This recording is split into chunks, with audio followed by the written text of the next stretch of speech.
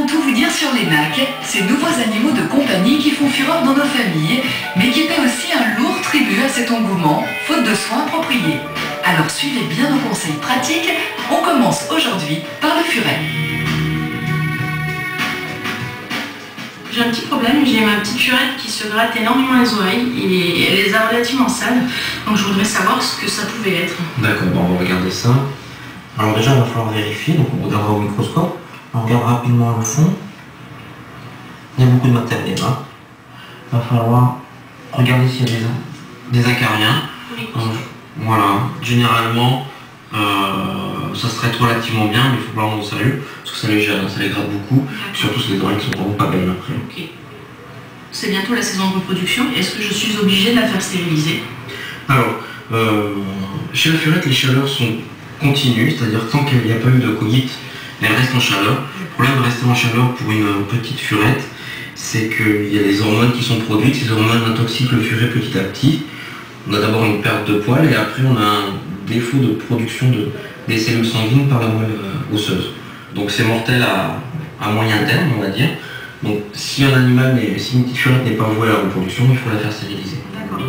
Sachez que dans 95% des cas, les mauvaises odeurs dont on accuse le furet sont dues à des sécrétions hormonales. La stérilisation en vient aussi à bout.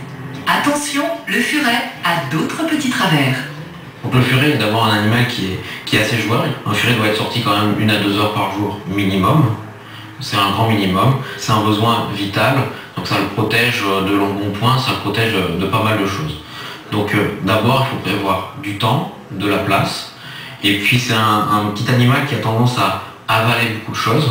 Il fait beaucoup de corps étrangers. Donc il faut protéger aussi le furet de l'environnement. Donc éviter tout ce qui est petite gomme, petites choses comme ça. Donc il faut avoir un appartement ou une maison, on appelle ça furet proof, c'est-à-dire où le furet n'a pas de problème au niveau ingestion de corps étrangers. Après c'est un animal qui adore déterrer les plantes, donc les plantes sont interdites dans son environnement proche, ou alors ça sera très ludique pour lui.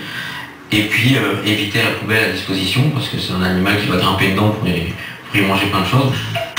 Et pour ce qui est de grimper, le furet s'y connaît. Il a besoin d'une cage assez spacieuse, même s'il dort un grand moment de la journée, quand on ne peut pas le sortir en permanence, il faut quand même qu'il puisse faire de l'exercice, même dans sa cage. Après, c'est un animal qui, chez certaines personnes, est en permanence en liberté. C'est un animal qui est propre, il a une litière, il fait dedans. Donc c'est un animal qui a quand même beaucoup d'avantages en appartement ou en maison.